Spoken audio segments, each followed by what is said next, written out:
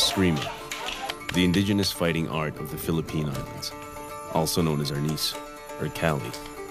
It is one of the fastest and deadliest martial arts in the world.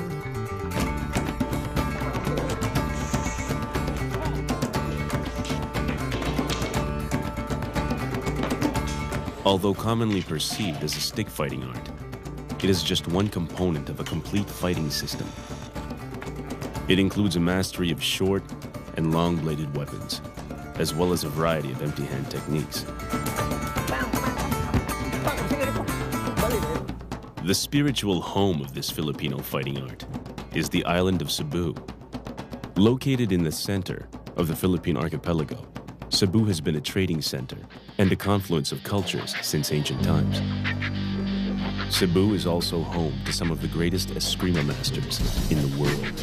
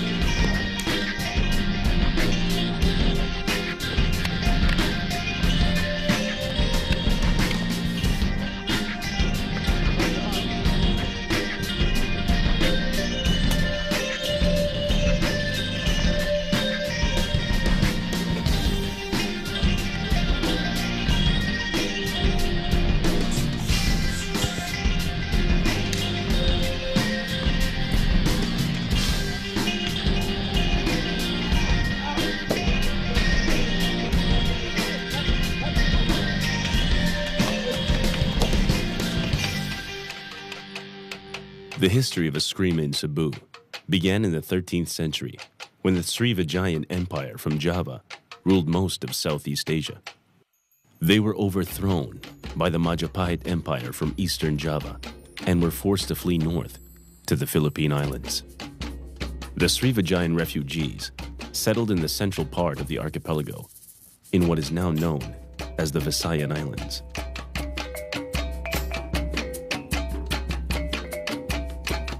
The Srivijayans were a warrior culture and were said to have brought the technology of forged blades to the islands.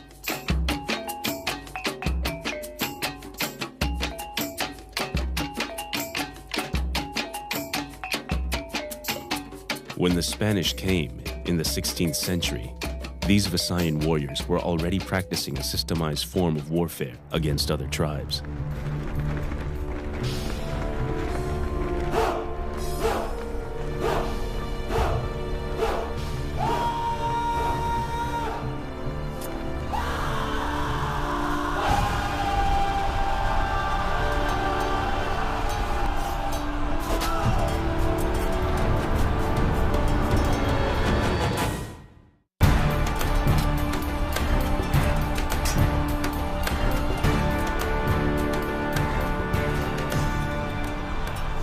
In April 27, 1521, Spanish explorer Ferdinand Magellan met his demise at the hands of these Visayan warriors in the Battle of Mactan.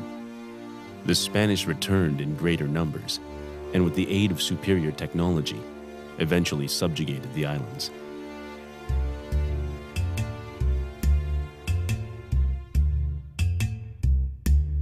After 300 years of Spanish colonial rule, there was a growing fear of rebellion. The Spanish prohibited the Filipinos from practicing Escrima.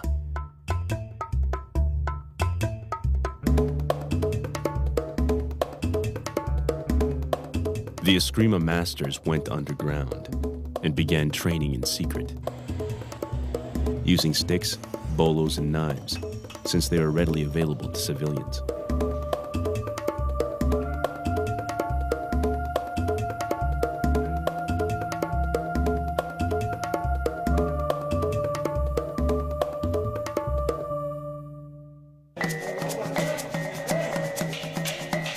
Eskrimadors soon made stick fighting an art form unto itself. No longer limited to blade-based linear strikes, the emphasis was now on speed and accuracy.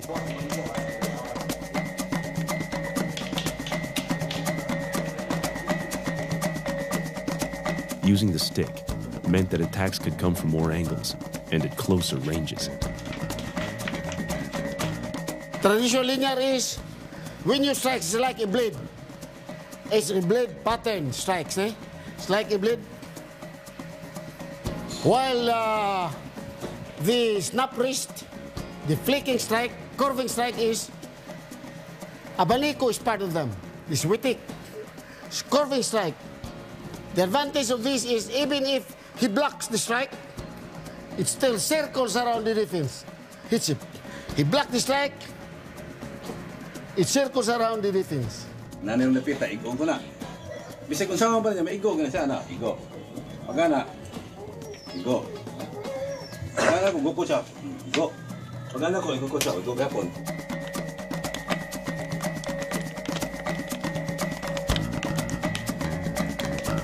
Too dangerous to attempt with bladed weapons, Eskrimadors could now perform disarming maneuvers, of which they have an endless repertoire. So ang bahito na ko yun eh, nagbunan ako berita ko rin, buk mo niya ako bata ako. Ano ko? Iyan ko on. Kuha ako muna. Kuha sa rin ko.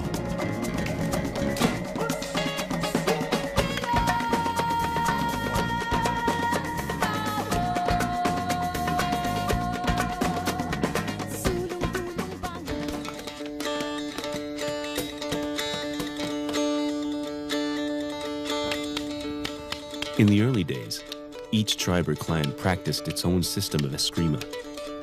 These were closely guarded secrets, which were passed on from one generation to the next.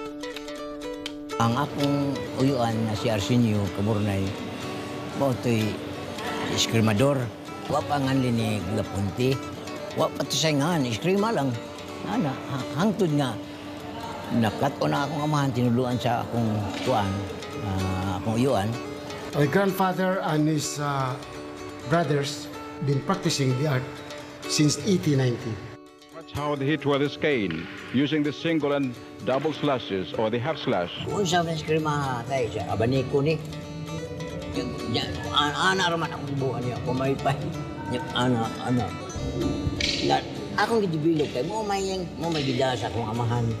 Since nga, pagkahibaw din ako Escrima, Canetes, my father, he learned, nakat-on sila from my father and my uncles and from other masters. But when they meet with the Sabidras, they found the two Sabidras to have very good techniques. That the Escrima was superior. They adopted the Canetes as their first, among their first few students. Kaming 8 brothers, akong 7 brothers, and boss Escrima. O yan, di ba sila gusto mabiyahin ko? Yapin ko nila. O gasa silang practice, kuyo ko. O. Gusto ng mga apoy sa mga cinematographer, mga master. Ito ako dito. Dalo man ko sa umagwang. Kato akong papa, pwede mo ito ibalya niya ang gurute sa left. Nakusgan mo ito akong papa. Ya kay eskwela man po si Idiux Muni, kung mga manghod, eskwela man po sila po. So, ako primero, ako bidibada sa kong amahan yun. ako papa, athlete siya, gusto niya sa mga martial arts. Before nga, noon, nana sa iyang amahan, nana sila mga dumbbell at una. Kaya, kay magbiyahe man siya, ato mga laylay lugar, si Kihor, abot siya mga Bicol, mga isla-isla. Katong siya mga Escrima, daghang kayo mga Escrima. Tawag yung sombraso, kiti, sombra mo nang magpayong kay sombra means shadow. Karo ano payong. Ang show sa kumahan, mga Eskrimador. Ang show sa kumahan, mga Eskrimador. Plasa mo dugo.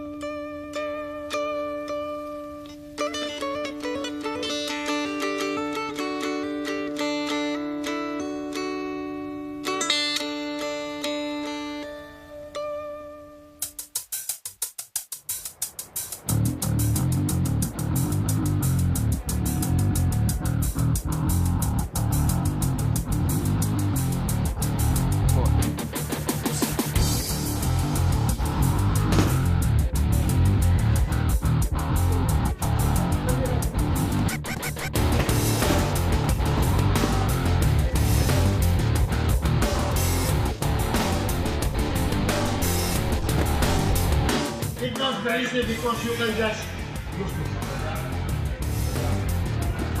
When you punch the other side, and block, and the right back. Di ko man napugngan. Kaya malubag man ko. So yung tanaw niya kuha niya, guhian ko na. So kawat ko siya ha. So muna ni kawat na. So na. Counter siya, ni counter niya. Ingon ko.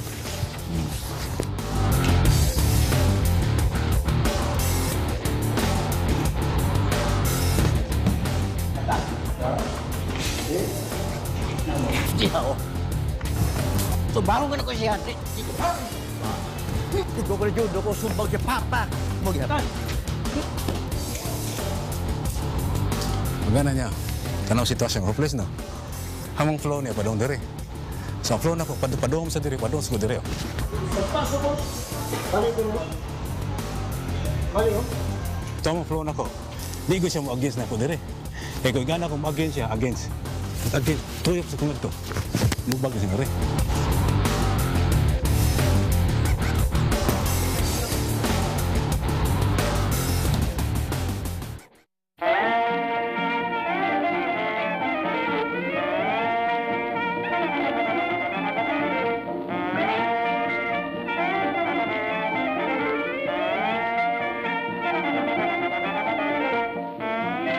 After the American regime was established in Cebu, the Americans encouraged the Filipinos to practice the art. So everybody, all masters, grandmasters, they came out in the open, and that's how they started. So in 1920, with the Sabidra uncle and nephew, they led the group of Eskrimadors. They formed the first ever martial art club in the Philippines, itong Labangon Fencing Club. Labangon Fencing Club disbanded in 1930. Then 12 masters revived. Spearheaded by my father, they formed Doce Pares.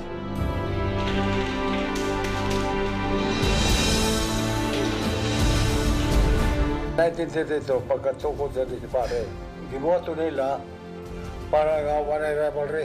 Lain ko pa rin ang lain na club lang. Isig daot, sige bayan niya mo.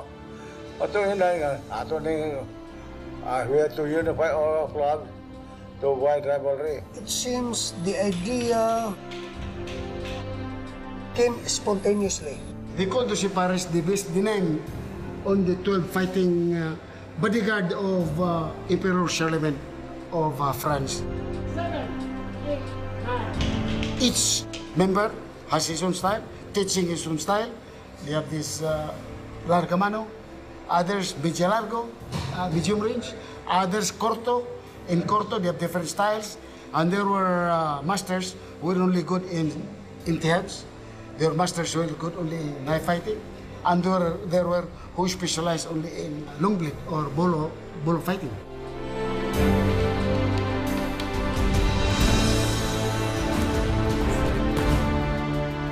The perennially secretive masters now shared their techniques with one another.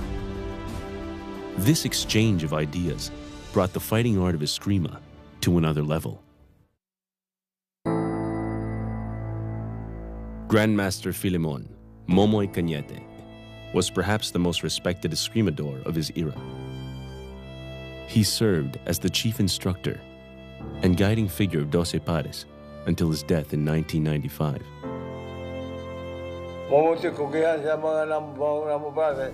Mamuti on lang yung Escrima, nadami tanan. Kasi may apil mo na ni. May mo ords na mo. Mo inspire mo, apil mo na kay may para sa prepare. O sa kami hukom sa tanan. Watch closely now at the various movements of Professor Filimon Canete. They're using a wooden dagger for practice. Si Momoy Canete, kung panahon na ito niya, mo ito siya most popular sa Arnis o sa Escrima. Pero ang iya yung most popular yun niyang yung system, kaya yung espada idaga. Sword with niya katong yung bullwhip na tiguba. Niya ang iyang system, bitawag niya Arnis, Escrima, San Miguel.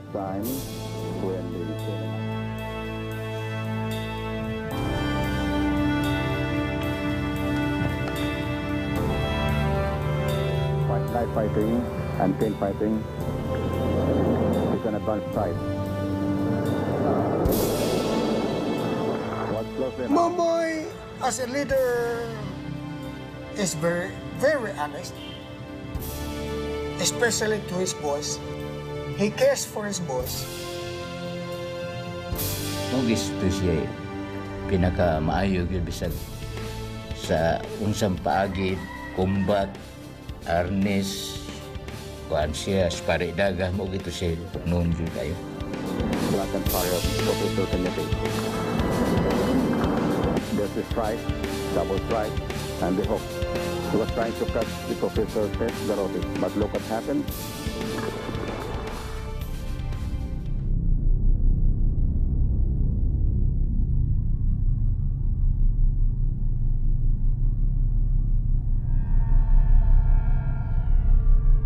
In the olden days, Eskrimadors were known to be healers as well. They believed in charms and amulets known as anting-anting and the orasyon, a spoken prayer. 90% sa mga Eskrimador na ito doon ay words of power. Ang katos tatay na ito'y orasyon siya, pati pagpanambal. Gabi ito sa mga G, ano sa'y papel nga yung itamdan ba? Ito ang isuot niya mga parte pagpanambal. Katos Papa, he is not an ordinary person. He possesses also a talisman. He is a talisman. Doon natin siya anting-anting. Until his death, iyan ang gida. That is why dito siya ordinary ng tao para na po asisan. Kapila natin siya masuway na tirahan ng armas, wakabuto. Oo, ni fail. Agad isang to ba, doon na dito siya protection ba? Kini muna gitawag nga habak or amulet sa English or anting-anting. Ang unang tawag ni habak kay ani ibakos mo niya sa hawak. Mabuhat ni doon na may kusog. Wala makusgan ka. Ikaduha maabti ka. Ikatulod di ka maigo. Humigo ka mga di ka sakitan.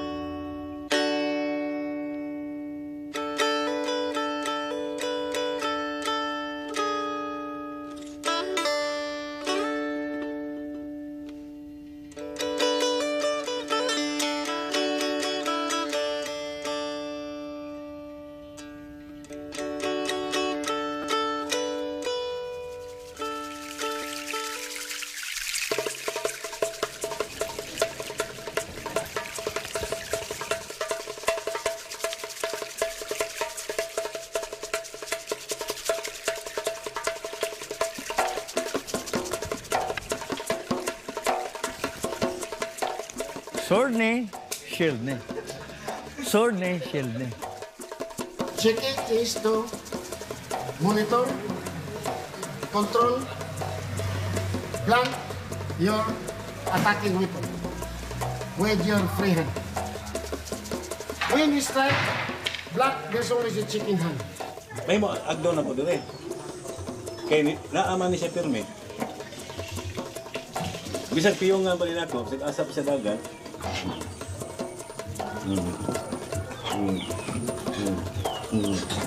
May bawa ang ginali mo, kay basing on senses mo mundo. Any object nga mo pakgam sa akong pamatay nga kamot. Mao ni mo dispanta. Okay, this is how I check. I check you there doing what you feel. Where you go next? Down. You know why he goes down? You know why he goes down? Because I influence his brain to go down. Why? Because of my check. Look at how I conduct the check. This little finger make him feel that there is resistance. Pull back a little. See? There is resistance. You go up. There is resistance. What is an area no resistance? That is where I want him to go. That is the area apparently Open for target. Mahimo blafo na ko siya pag una niya. Mana ko. Hindi mo hatag. Buko siya. Pukto ako pirmi. Always ni na pirmi. Kaya kung mabante siya, mingo siya. Saan rin o? Na pirmi. So when I do like this, I check automatically he knows. There is resistance, there is no resistance. When he goes near to it, no. Because my check just turn to the fence. He cannot see. Go down. But there is no resistance here. So when he goes like that, when he attack here, no. I can just do it.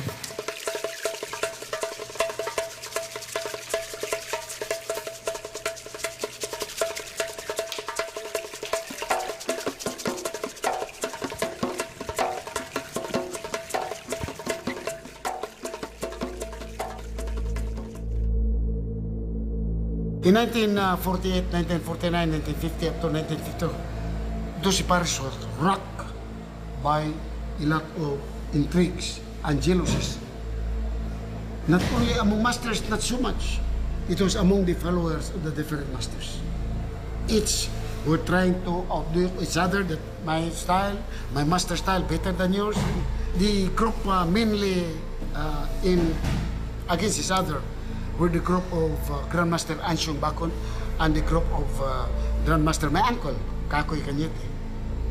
And there were other groups, minor groups, but these two groups were just, they really hated each other too much jealousy.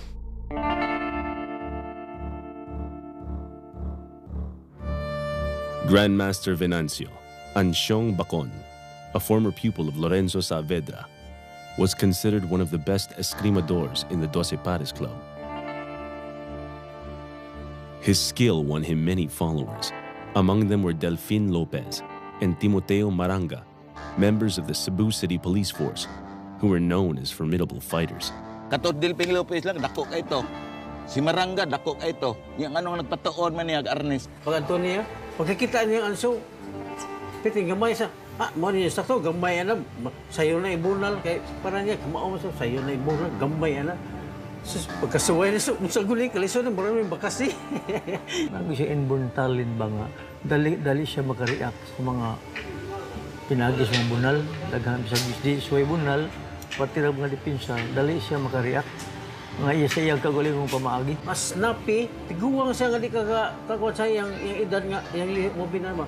Snappy niya, bugbo kayo. Niya kalit ka sana, gagmay kag likay, dili, gamay di sana likay. Maglikay pero magsunod ang iyang attack. Na ba? One time, Ansyong Bakon, doon ay nanghagad ni Ansyong Bakon. Kalau diris talisa ito giduwa.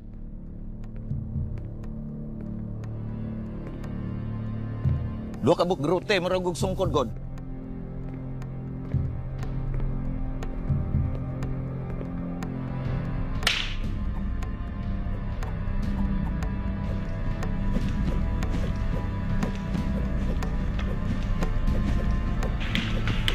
Pagbunal, nilihay sa Ansyong Bakon. Moto pag-igo, pagsunod bunal, pagkadua may grote niya, tag-as Pakistanan. Isagang Ansyong Bakon. Muin man kita. Pagkadabak! Ako sa diri. Gisin sa dagan god.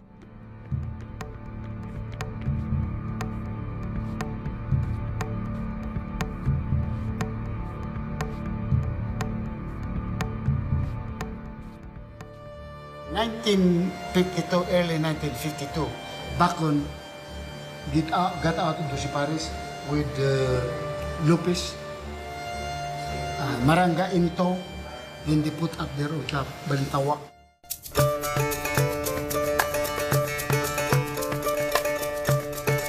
Named after the downtown side street, where they held practice sessions, Ansyong Bakon and his followers developed the Balintawak style of Escrima. Kendo si pero siya nato, doha man ka garote, amaraman, amara, ana.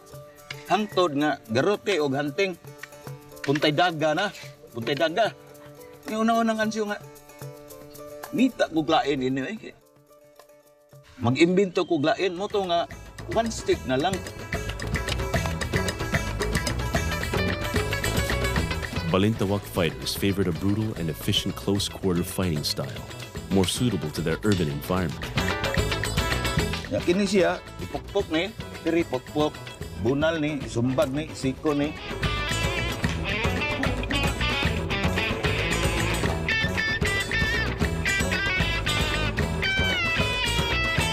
Kini siya, mga oras na ni. Managpa na, mupus and pull na.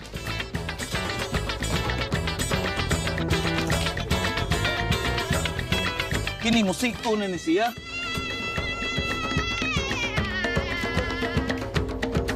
Muna ang giimbento ni Ansyong.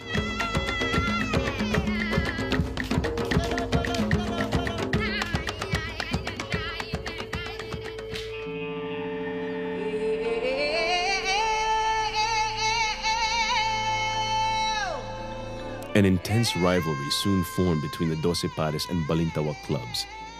They began to pit their most able fighters against each other in no-holds-barred challenge fights. They call it the Hoyko Todo or death matches because every time you spar, it's like a duel. You know, no headgear, no protector, and it's full contact fighting. Dueling was a long-standing tradition for Eskrimadors. When there were no wars to fight or conflicts to settle, they would seek out one another to test their skill. It was a common practice for the duelists to sign injury waivers before they fought. Severe injuries and even deaths were known to have occurred. Oh, sabot to siya nga. Ipilitan kitang duha, magsabot nga magduwa ta. Ana, pero surrender la ug di kagwanta. Kung sabay credit ana ba? Kung sabay kanya may taging una kay kwarta wa gid nga lagi man dungog ra. Mas mayo pa na nako. Saya na to.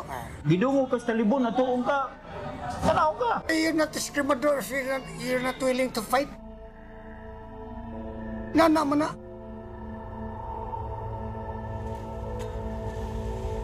This dueling tradition was brought to Hawaii and California by Filipino migrant workers as far back as the 1920s.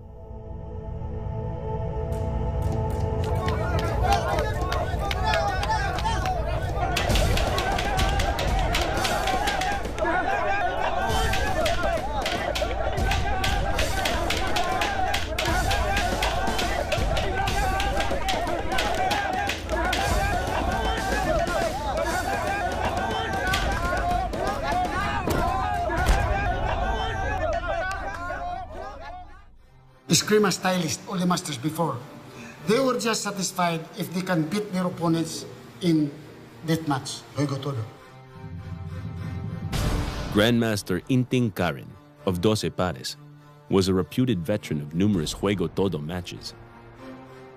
In one famous incident, Inting Karen was attacked by 4 knife-wielding assailants and survived.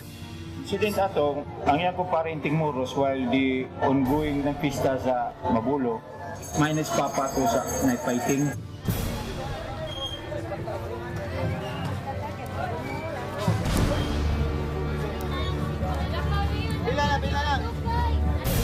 Pati yung amigos, yung panguha og sugat. Igupod to sa mga parente sa tag-iya sa mga tindahan. Pagbukod na, niagi niya, di pag-agi na lain man to, kay mutabang siya man eh. Pag-unsa man eh, ni Silo yung amigo siya, may gatubang, na naamtoy dang knife permit.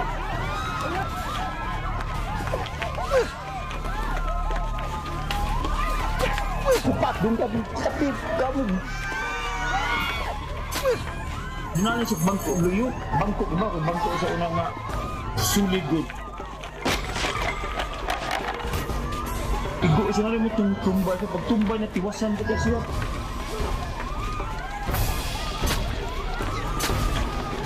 Yung snot, hansak siya. Antod. Pass out siya kay. Kung ba naman siya, katong yung kuwan nila. Pass out siya. Nida siya smorgid. While ready for operation na siya, paibaw na ang mga kuwan. Na, may radyo sa unang paibaw na. Niyagi na Yuling, Canete, Papa ni Kuwan. Saan na?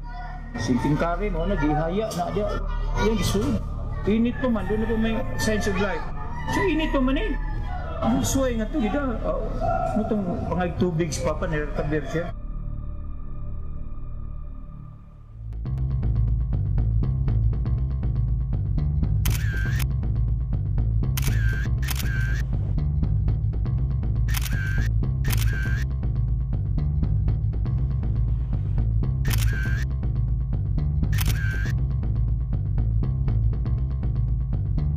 In the main streets of Cebu, the knife is the most common weapon. Escrima knife fighting techniques are considered some of the best in the world.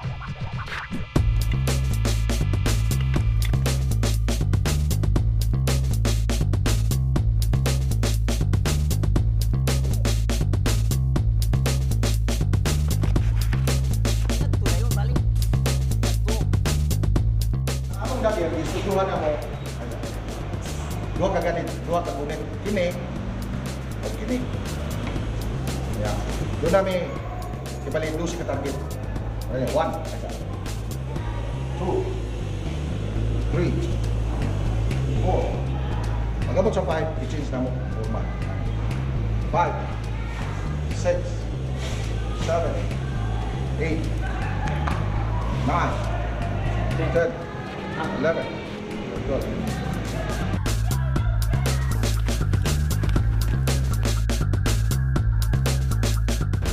So pag sumbaga na niya, pansin na siya dito.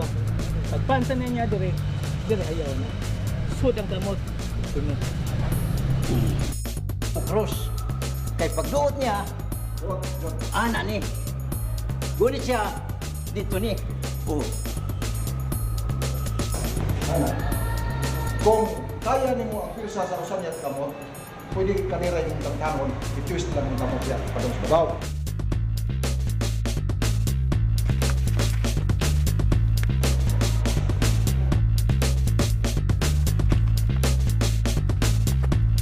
Dire, pak ni siya. Balik. Nga diyon. Ang uban mo naman. Punya, dako kaya diferensya. Kay kini og lupi ka diyan na. Igo na ang amo dire. Diha. Dire, hakot na siya.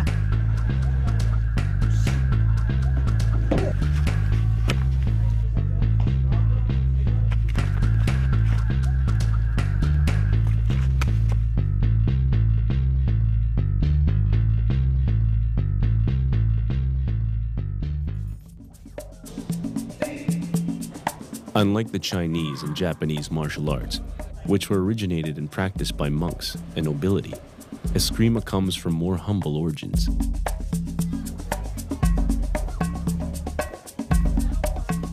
Kaya Escrima God was known to be the art of the poor people. Was known to be the art of the bomb. Because some members, Doce Pares, they were criminal element side. Because they come from the very poor segment of society. Doce Pares was just based in San Nicolas, in Pasel district, for many years. The Pasel San Nicolas district of Cebu was a known breeding ground for many famous Eskrimadors. Kining area, labi na sa mga Pasel, daghan yung mga tao mga notorious kaya diha. Kagadong nagtrabaho na spear, nagtrabaho na sa isdaan. Ang ilang usog rin may puhunan nila. Kanya, kung doon ay mga labi na ng union, sila kuhaon, either himon lang sa striker o himon sa scab. Ngayon na ang life. May yung notorious nga, number 1 notorious sa Cebu, ang Pasel. Di ako nagdako.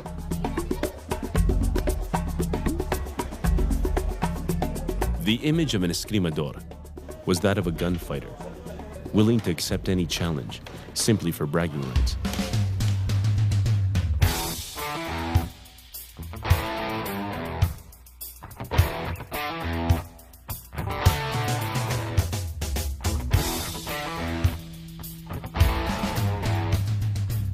Bitaw ni ang kanang Balintawak, basta once nga makadungog nga dauton ang among ngan, adto na ni ngadto. Ana pangitaon dai namo. Bukal bagay dugo god nga tanon bagod.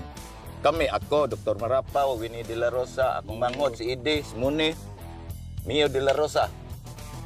Mo go toy fighter gyud. Ang katulang kang Dr. Marapa, nga doon naman siya mga lodgers. Pagtawag na sa telepono, bungkag laging practice club. Kaya doon namin ang hagis. Nangadtog yung mga tanan. Oh, why gid ko?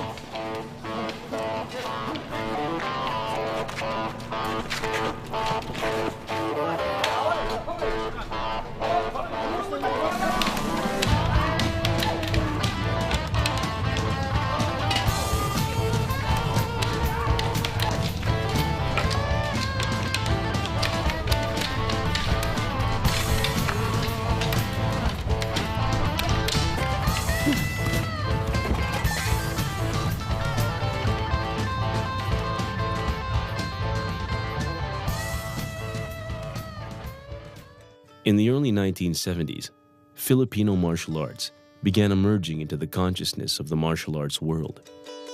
Doce Pares was invited to perform a series of demonstrations in the United States. Yun ay primero dito. Onya kami sunod, kami Cacoy, Bodong Pista, kami sunod. We arrived in America in early 75. Gipademonstrate ko nila dyan sa, this is documented by Los Angeles, in the school of Dano Santo, group of Muslim, Filipino Kali Academy. Abot ako to, so, sila, what's your style? I don't know, what do you mean by style? Huwag doon may kalimutan na ito sa style, Doce Pares. Dito naman sila, we just call your style Doce Pares style. Dito na, makindong style kay here, we identify pa rin. Uncle Cacoy, he uses Corto Corbada. Momoy is San Miguel style, ng Cortorina.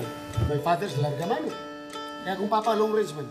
So we identify it by personality. Pag ito na mo, the demand quickened. Kinusin sa paredaga, knife, blade, said, you're surprised, you practically know everything. You say, don't know, that's what you're doing back home. Para mo, ordinaryo man.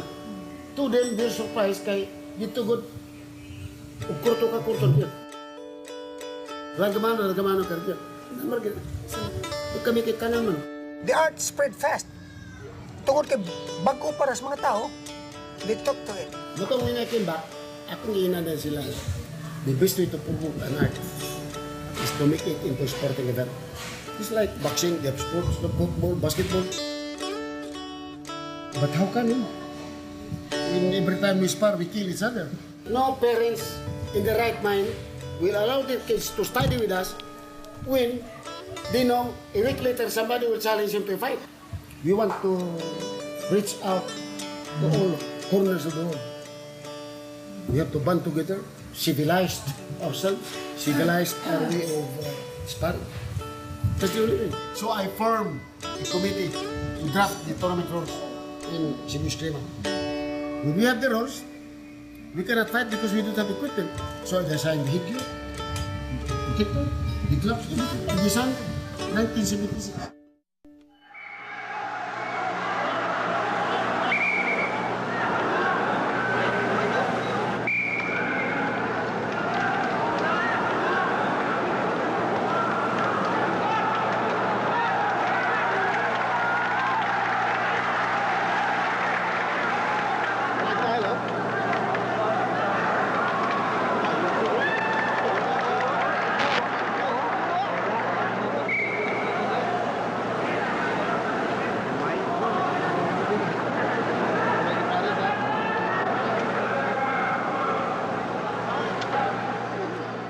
My gears were so thin, not too amply protected.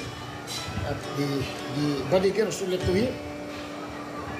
And sometimes they fight without gloves. I put in some gloves there, but some fighters, they're not used to it. They forgot. They fight. Oh, I have no gloves. Stop.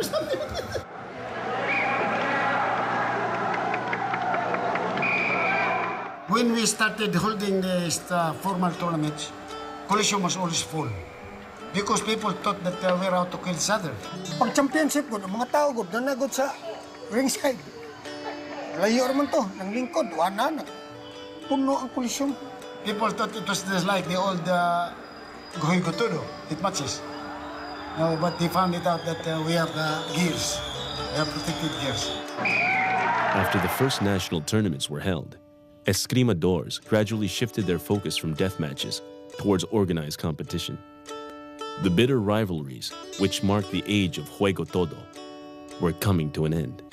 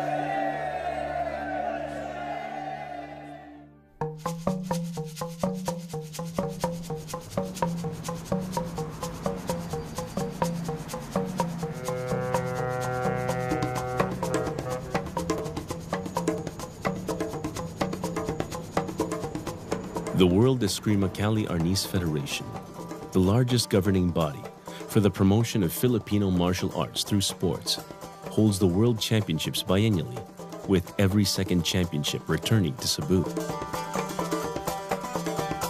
The fighting art of Escrima is now practiced all over the world.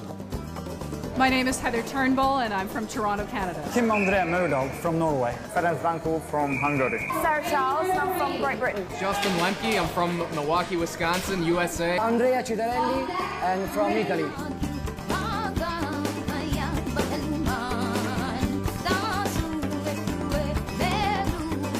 I started when I was about 14 doing Escrima, and I just fell in love with it. I started, it was the school I started at, did karate, and then once I got my coordination up, I started doing Escrima, and I felt like it was just a whole other world of new things that opened up to me. It's exciting, it looked fun. Because I do a multi-system, it means I can do all sorts of things. It's not just stick fighting, I do some knife work, you know, some empty hands. There's a lot to learn, and you don't have to be good at everything. In Escrima, we can have everything. The really fighting techniques, or just the coordination, or just having fun. Perché è una disciplina marziale particolarmente interessante per la difesa personale ed è uno sport nuovo nel panorama marziale. It's adrenaline. Once you learn and understand Filipino martial arts, it's very universal. It's an art within an art. You look for technique as well as combinations, equally blocking or defending. It looks like they're just pounding away at people, but there are blocking patterns, drills. Using Abanico, which is higher strikes, lower footwork, you should be moving offline. If they're pounding away, it's very, very difficult to see the number of points, but essentially it's not just how hard you hit, but how many hits that you get in. And I think of Filipinos, I look at Filipinos as leading the way, and I've been really impressed. Yeah, I think because they're taught to pick up a stick from so high, you know. It's just natural, it's just something that comes naturally to them. It's inbred, you know, they're very fast with their hands. Oh, every Filipino fighter is very, very, very good. They are very quick, very strong. They fight from the heart. It's really, really good. Our guru or head coach came to the Philippines to train with many of the grandmasters, and so we were inspired this time to come earlier.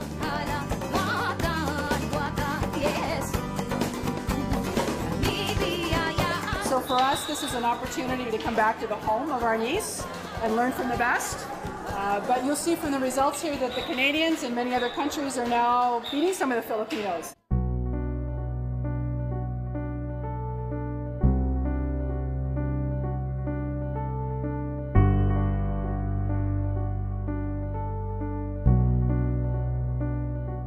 There might be a technological transfer there from us to America, because Americans and the Europeans, when they train hard.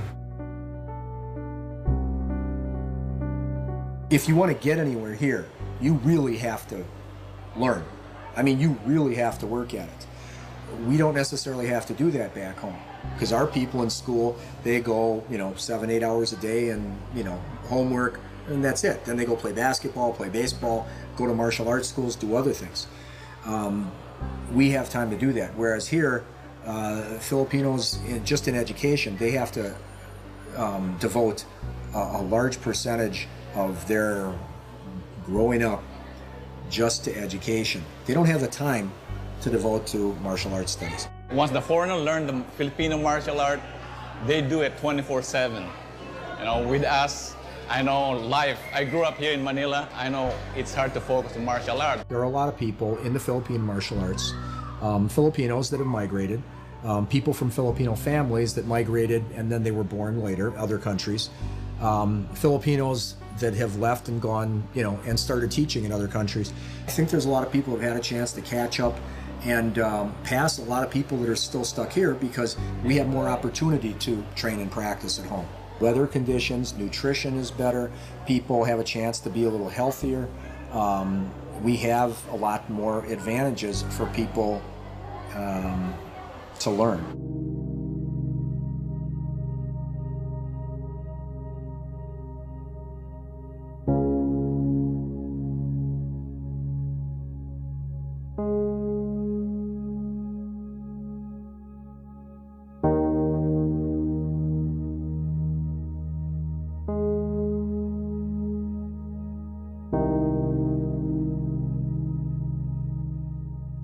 Escrima is still spreading far and wide. It is still spreading far and wide. Ang kuan lang, ang tournament lang, dire sa Cebu, sa atong nakita lang, di na kayo intense ang competition. But it is spreading far and wide. Mas popular karon dit sa abroad, dili diri sa ato. Ngari sa ato is not popular anymore. Ang mga second generation na po kay-interest. Mabta ni kay ko nga di ni maayo nagkanamo kawag tama mas ni kuyana pa ang mga foreign arts, martial arts kaysa Eskrima. Ang Eskrima suppose ato kita nang amumahon ba kay ato aguningon. Dili guningon nga sa lain kitay nagbugnaan ni ang Filipino. Noon sa gawas nga ato agin ni. Ya ato ini nga mumahon ta nya. Wa may interest ang mga tao.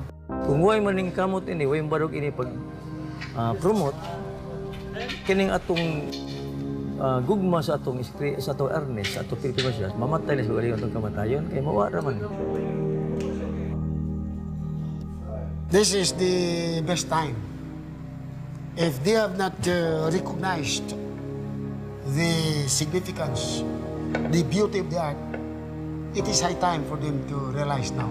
Kaning mga Eskrimadors nga akong ilan nga kunan ako, pero naku mo sila mga unsung hero sa atong nasyon, sa atong Pilipinas. Kaya kung wa pa na sila, dili ni mailan ni Pilipinas nga may laki sila sa martial art.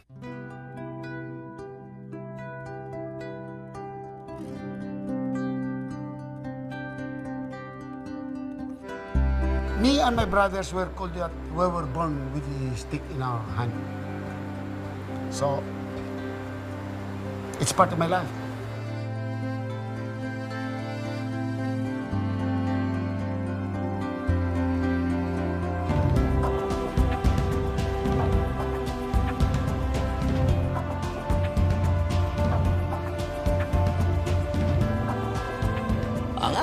Ang masir na ko sa ang nahibawaan ako ngadto sa mga katawhan nga pamagi ilang ano ba makatabang pud silang kagalingon parte sa depensa nya makaunahon na sila na ko na ko nga mo ni gatudlo na ko mo ni ana.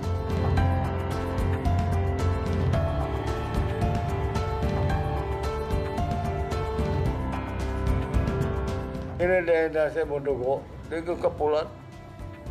Ang sukaron di mo pulang Eskrima, para na ko, part of my life.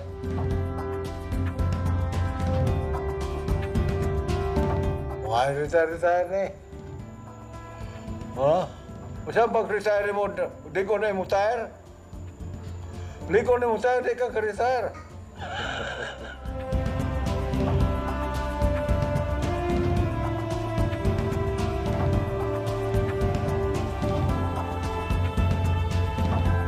Bisan pa mong tanaw ko nilaw niya, maabot ang panahon, dili na sila mo angkon ako nagtudlo niya na, pero sa hilom sa kasing-kasing nalipay ko, ngay ila ginagigamit. Hindi na kalimutan ako nagtudlo na anak.